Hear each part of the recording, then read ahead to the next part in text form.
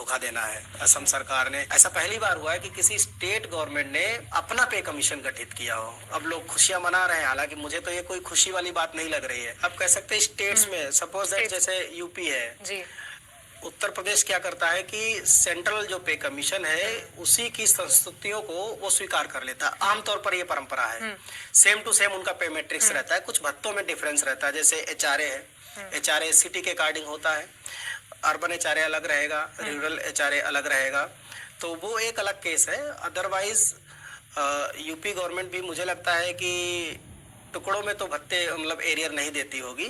इतना एरियर लोगों का बनता ही नहीं कि उसे 3-3 बार में दे या मतलब इस तरह से टुकड़ों में दे।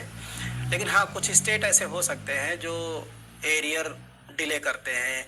बहुत सारे स्टेट ऐसे भी हो सकते हैं जो उसी दिन से लागू करें 8 CPC को। अभी जैसे आपने खबर देखी होगी कि 3 दिन पहले ही असम सरकार ने, ऐसा पहली बार हुआ है कि किसी स्टेट गवर्नमेंट ने अपना पे कमीशन गठित किया हो। अब लोग खुशियां मना रहे हैं, हालांकि मुझे तो ये कोई खुशी वाली बात नहीं लग रही है। अपना 8 CPC गठित करने का मतलब है कि अपना स्ट्रक्चर बनाना। तो अपना स्ट्रक्चर बनाएंगे तो जाहिर सी बात है वो सेंट्रल स्ट्रक्चर से अलग होगा। अलग होगा तो वो कम भी हो सकता है, ज्यादा भी हो सकता है। ज्यादा होने के चांसेस तो बहुत ही कम है। मुझे नहीं लगता कि कोई स्टेट ऐसा होगा जो सेंट्रल गवर्नमेंट की सैलरी से बेहतर सैलरी दे, मुझे तो ऐसा नहीं लगता।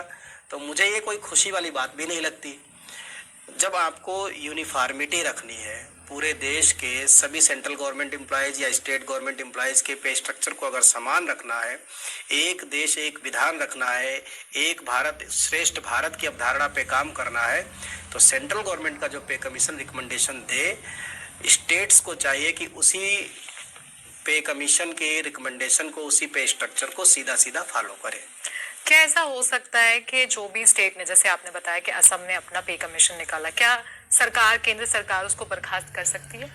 नहीं, ऐसा तो नहीं कर सकती। सेंटर दोनों जगह एक ही पार्टी की सरकार है जी, ये मुझे समझ में नहीं आया। वही समझ में नहीं आ रहा कि एक ही पार्टी की है तो फिर क्यों अलग बनाया? ये तो मतलब जो है, मुझे ऐसा लगता है कि पब्लिक को मतलब लुक्रेट करने के लिए, अट्रैक्ट करने के लिए कि देखो हम तुम्हारे लिए पे कमीशन का गठन कर रहे हैं। ऐसा पहली बार हो रहा है, इतिहास में ऐसा नहीं हुआ। ये बड़ी बड़ी बातें बोल करके, और जब उसके ऊपर से कवर हटेगा ना तो फिर उसके अंदर मतलब जो है टाफी निकलेगी, है ना। तो वो वही वाला हाल होने वाला है। एक ही पार्टी की सरकार है पूरे देश में, वो लोग असम में भी और यहाँ भी।